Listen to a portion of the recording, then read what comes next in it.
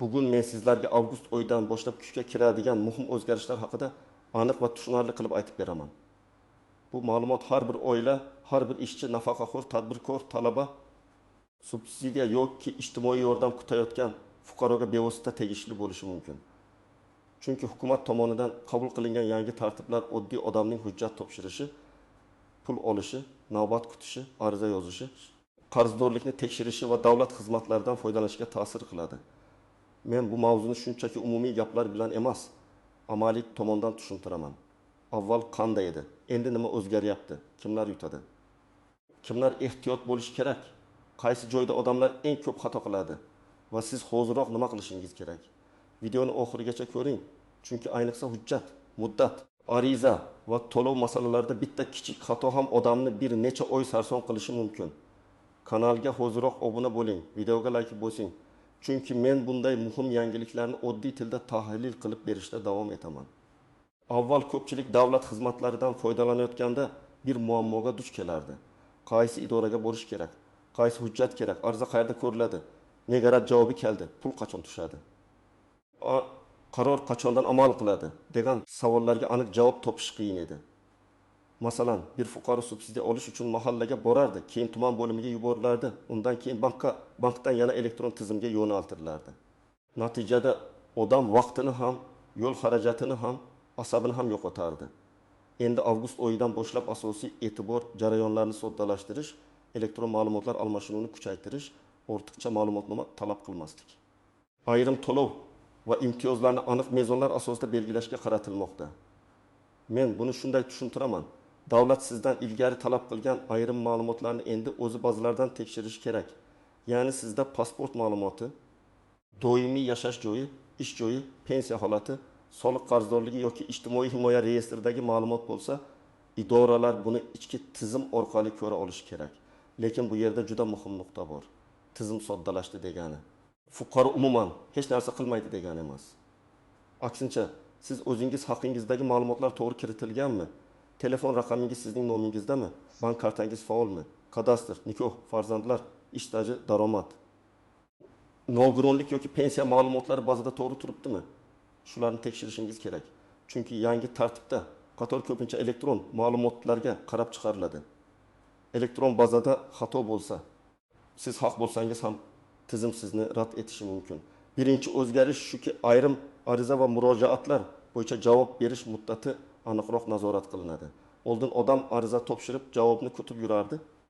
Ko'rib chiqilyapti degan gap bilan haftalar o'tib ketardi. Endi ko'p yo'nalishlarda ariza qabul qilingan sana ko'rib chiqish muddati, mas'ul tashkilot va yakuniy natija elektron iz qoldiradi. Bu nimani anglatadi? Siz ariza topshirganingizni isbotlay olasiz. Sizda ariza raqami bo'lsa, uni yo'qotmang. Screenshot qiling, SMSni saqlang, elektron kabinetga kirib tekshiring. Ikkinchi o'zgarish ijtimoiy yordam, nafaqa, kompensatsiya va ayrim imtiyozlarni belgilashda oilaning real holatini ko'proq elektron tekshirish bilan bog'liq. Masalan, oilada rasmiy daromad bormi, avtomobil bormi, ko'chmas mulk bormi, bankdagi ayrim ma'lumotlar, mehnat shartnomasi, pensiya yoki nafaqa oluvchilar bor yo'qligi tekshiriladi. Bu yerda men odamlarni ikki guruhga ajrataman. Birinchi guruh haqiqatan ham yordamga muhtoj, lekin hujjatlari tartibli bo'lmagan oilalar. Ikkinchi guruh esa daromadi bo'lsa ham tizimdagi boshliqlardan foydalanib yordam olishga uringanlar. Yangi tartib birinchi guruhga yordam tezroq yetib borishi uchun ikkinchi guruhdagi adolatsiz holatlarni kamaytirish uchun ishlash kerak. Uchinchi muhim o'zgarish davlat xizmatlarida ortiqcha qog'ozbozlikni kamaytirishdir. Masalan, ilgari bir idora boshqa idoradan ma'lumotnoma olib keling derdi. Oddiy misol, odamga yashash joyi bo'yicha ma'lumot, nikoh guvohnomasi nusxasi, farzand tug'ilganlik guvohnomasi, pensiya ma'lumoti, soliq qarzdorligi yo'qligi haqida qog'oz so'ralardi. Endi ko'p holatda bu ma'lumotlar elektron almashinuv orqali olinishi kerak. Lekin men yana takrorlayman.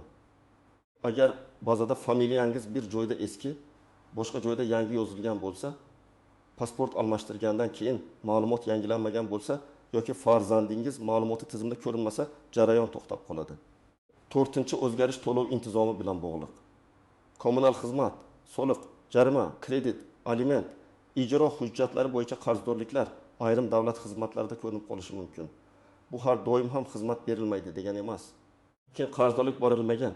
Chunki qarzdorlik borligi sizning umumiy moliyaviy holatingizni baholashda ta'sir qilishi mumkin. Masalan, subsidiya, imtiyozli kredit yoki davlat ko'magiga ariza berganda tizim sizning qarzdorliklaringizni ham ko'rsatishi ehtimoli bor. Shuning uchun avgust oyidagi o'zgarishlar oldidan men har bir odamga o'z qarzdorligini tekshirishni maslahat beraman.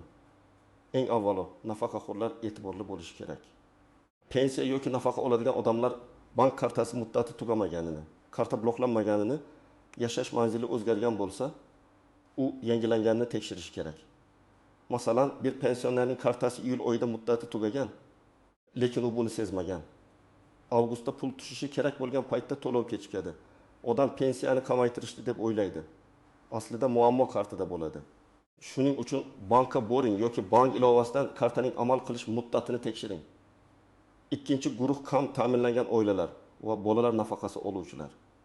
Agar oilangizda farzandlar soni o'zgargan bo'lsa, kimdir ishga kirgan yoki ishdan chiqqan bo'lsa, nikoh holati o'zgargan bo'lsa, yashash manzilingiz o'zgargan bo'lsa, bularning hammasi arizaga ta'sir qiladi. Masalan, oilada ota rasmiy ishga kirgan, lekin daromadi juda katta emas. Oila endi nafaqa butunlay to'xtaydi deb qo'rqadi. Aslida qaror faqat ishga kirgan-kirmaganiga emas, umumiy daromad oila tarkibi boshqa mezonlarga qarab chiqariladi. Lekin ishga kirganini yashirish katta xato. Chunki tizim baribir ko'radi. Keyin ortiqcha to'langan pulni qaytarish talabi chiqishi mumkin. Uchinchi guruh tadbirkorlar, yakka tartibdagi tadbirkorlar, kichik biznes egalari, xizmat ko'rsatuvchilar, ijaraga joy olganlar, onlayn savdo qiluvchilar avgust oyidagi tartiblar sabab hujjatlarini tartibga solishi kerak. Soliq hisobotlari, onlayn kassa, ijara shartnomasi, xodim bilan mehnat shartnomasi, bank aylanmalari bir-biriga mos bo'lishi muhim. Masalan, do'kon egasi bir xodimni rasmiylashtirma ishlatgan bo'lsa, keyin tekshiruv yoki elektron tahlilda bu savol tug'diradi. Bugun kichikdek ko'ringan narsa ertaga jarima yoki imtiyozdan mahrum bo'lishga olib kelishi mumkin. 4-guruh talabalar va kontrakt to'lovchilari. Agar talaba imtiyozli kredit, stipendiya, yotoqxona, ijtimoiy yordam yoki boshqa qo'llab-quvvatlash turiga ariza bersa, uning pasport ma'lumotlari, oliy ta'lim muassasasidagi statusi, kontrakt shartnomasi, bank rekvizitlari to'g'ri bo'lishi kerak. Amaliy misol, talaba o'qishga kirgan, lekin elektron bazada hali talaba sifatida ko'rinmayapti. U ariza topshiradi, tizim rad etadi. Bunday holatda muammo talabada emas, ma'lumot almashinuvida bo'lishi mumkin. Shunda dekanat yoki mas'ul bo'limdan ma'lumotni bazada yangilashni so'rash kerak. Agar sizning hujjatlaringiz tartibli bo'lsa, daromadingiz rasmiy bo'lsa, qarzdorliklaringizni bilsangiz, arizalaringizni vaqtida topshirsangiz va telefon raqamingiz faol bo'lsa, katta xavotirga o'rin yo'q. Yangi tartiblar to'g'ri ishlasa, siz uchun yengillik beradi.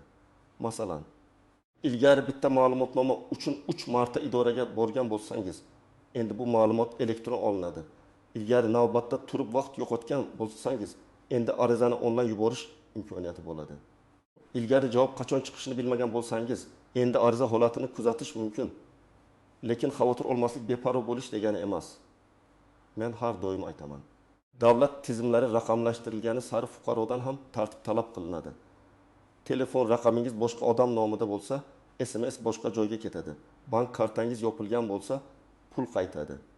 Pasportingiz yangilangan bo'lsa, eski ma'lumot ayrim bazalarda qolishi mumkin. Bitta harf xatosi ham arizangizni to'xtatishi mumkin. Shuning uchun avgustdagi o'zgarishlardan oldin har bir kishi o'z ma'lumotlarini bir marta tekshirsa, keyingi muammolarning oldini oladi. Birinchi misol, Gulchehra opa 2 farzandi bilan yashaydi. Bolalar nafaqasiga ariza bermoqchi. Oldin u mahallaga borib, bir nechta qog'oz yig'adi. Endi ariza elektron tizim orqali ko'rib chiqiladi. Lekin uning nikohdan ajrashganligi sud qarorida bor. Tizimda esa eski nikoh holati ko'rinib turibdi. Natijada oila tarkibi noto'g'ri baholanadi. Bu holatda Gulchehra opa avval ifodiy yoki tegishli idorada oilaviy holatini yangilatishi, keyin ariza topshirish kerak. Aks holda rad javobi kelishi mumkin. Ikkinchi misol, Rustam aka yakka tartibdagi tadbirkor. U oyga taxminan 6 million so'm aylanma qiladi, lekin ayrim tushumlar naqd ayrimlari kartaga keladi. Hisobotda esa raqamlar to'liq aks etmagan. U imtiyozli kredit so'raganda bank uning real aylanmasi, soliq ma'lumotlari va qarzdorligini solishtiradi. Agar raqamlar bir-biriga mos kelmasa, kredit kechikadi yoki rad etiladi. Demak, tadbirkor uchun eng to'g'ri yo'l hamma tushumni qonuniy ko'rsatish, soliq majburiyatlarini vaqtida bajarish va hisob-kitobni tartibga solishdir. 3-misol, Sherzod ismli yigit ishga kirgan, lekin mehnat shartnomasi kech rasmiylashtirilgan. U oilasiga ijtimoiy yordam berilishini kutyapti. Tizim bir oy ichida daromadni boshqacha ko'rsatishi mumkin. Natijada ariza ko'rib chiqishda savol tug'iladi. Bunday holatda ish beruvchidan mehnat shartnomasi rasmiy kiritilgani, ish boshlagan sana to'g'ri yozilgani tekshirish kerak. Chunki mehnat ma'lumotlari ijtimoiy to'lovlarga ta'sir qilishi mumkin. 4-misol. Bir pensioner ayol yashash joyini boshqa tumanga ko'chirgan, lekin pensiya bo'limidagi manzilga qolgan. U to'lov bo'yicha xabarlarni olmaydi. Chaqiruv yoki tushuntirish SMSlari yetib bormaydi. Keyin muammo chiqqanda kech qoladi. Shuning uchun manzil o'zgarsa, faqat pasport stolida emas, balki bank, pensiya, soliq va boshqa kerakli xizmatlarda ham ma'lumot yangilanganiga ishonch hosil qilish kerak. Endi juda muhim nozik tomonlarga o'tamiz. Birinchidan, hamma o'zgarishlar bir kunda, hamma joyda bir xil ishlaydi deb o'ylamang. Qonun yoki qaror kuchga kirgan bo'lishi mumkin, lekin amaliy tizim, xodimlar, elektron baza, banklar va mahalliy idoralar moslashishi uchun vaqt kerak bo'ladi. Shuning uchun avgust oyining boshida ayrim joylarda tushunmovchiliklar bo'lishi mumkin. Bunday paytda og'zaki gapga ishonib ketmang, yozma javob so'rang. Ikkinchidan, menga tanishim aytdi degan ma'lumot bilan ish qilmang. Eng katta xatolardan biri shu. Kimdir endi hammaga pul berilar ekan deydi, yana bir hammaning nafaqasi to'xtarkan deydi. Boshqasi ariza topshirmasang ham avtomatik tusharkan deydi. Men ekspert sifatida aytaman, har bir to'lov imtiyoz yoki xizmatning o'z mezoni bor. Siz o'zingizning holatingiz bo'yicha tekshirishingiz kerak. Oilangiz tarkibi, daromadingiz, mulkingiz, qarzdorligingiz, yosh, nogironlik, talabalik, pensiya yoki ish holati qarorga ta'sir qiladi. 3-dan, rad javobi oxirgi nuqta emas. Agar sizga ariza bo'yicha rad javobi kelsa, avvalo sababini o'qing. Mezonlarga mos emas deyilgan bo'lsa, qaysi mezon? Ma'lumot topilmadi deyilgan bo'lsa, qaysi ma'lumot? Daromad yuqori deyilgan bo'lsa, qaysi davr daromadi hisoblangan? Shularni aniqlamasdan qayta ariza topshirish foyda bermaydi. Aksincha, avval xatoni tuzatish kerak. 4-dan, bank kartasi masalasiga alohida qarang. Ayrim odamlar davlat to'lovi tushadigan kartani qarindoshinikiga ulab qo'yadi yoki eski karta raqamini beradi. Keyin pul tushmaydi. To'lovlar, ayniqsa nafaqa, kompensatsiya, stipendiya, qaytarim yoki yordam pullari ko'pincha arizachining o'z nomidagi hisob raqamiga bog'lanadi. Shuning uchun karta sizning nomingizda bo'lsin, faol bo'lsin, blokda bo'lmasin, bank rekvizitlari to'g'ri bo'lsin. 5-dan, qarzdorlik masalasida ehtiyot bo'ling. Ba'zan odam kichik jarimani unutadi. Bu 50 ming so'm, 300 ming so'm, kommunal xizmatdan 200 ming so'm, soliqdan kichik penya. Lekin elektron tizimda bu ko'rinadi.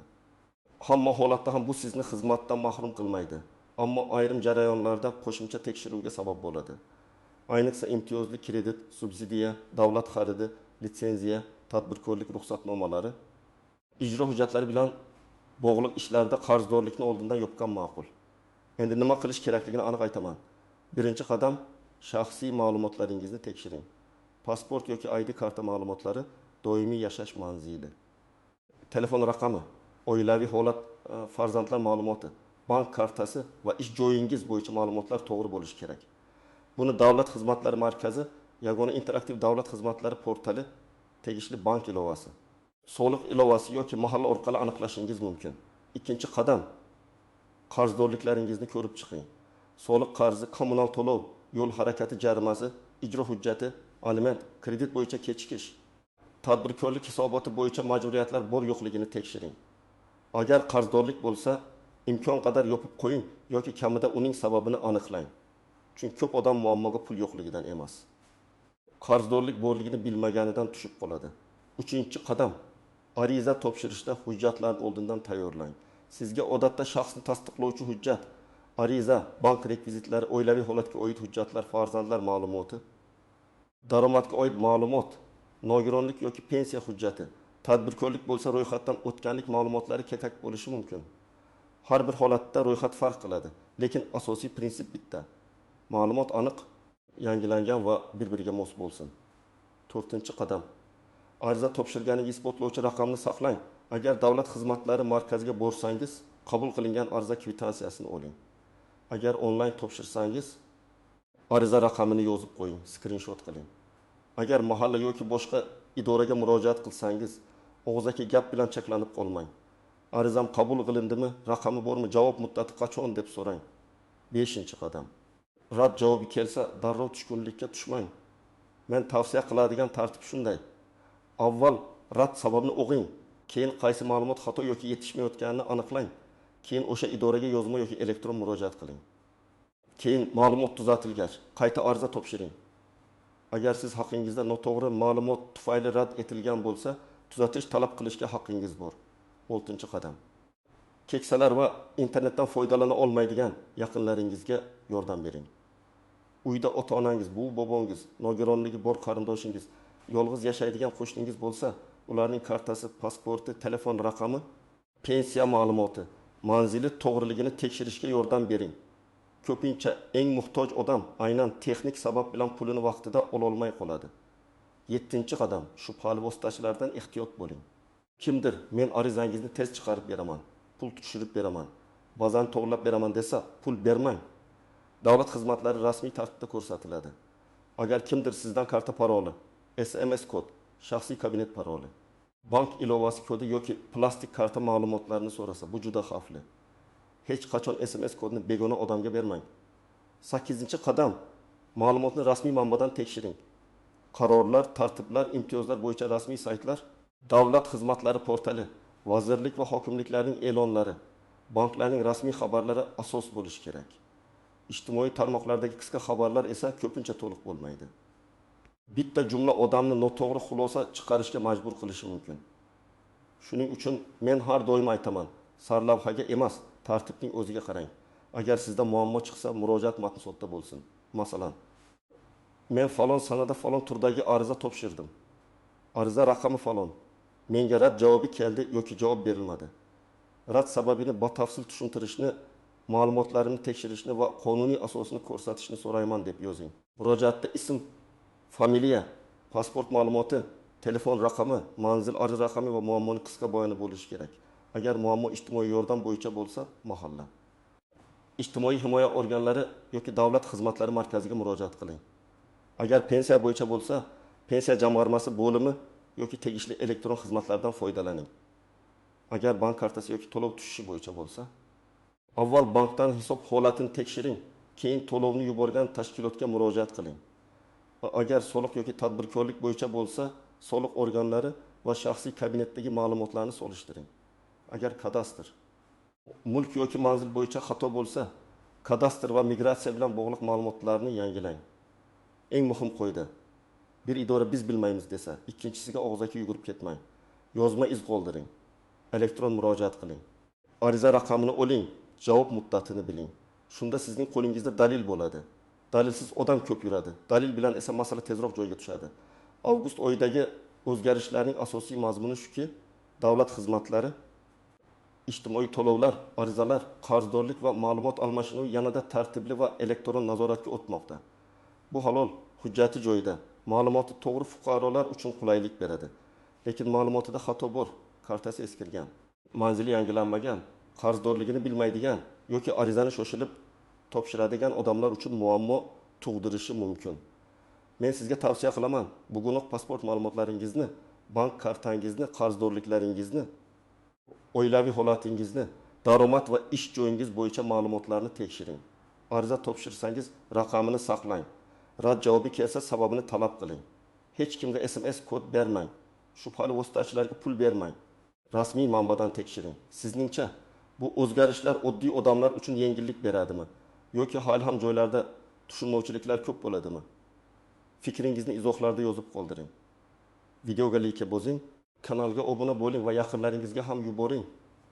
Chunki bu ma'lumot avgust oyida juda ko'pchilikka kerak bo'ladi.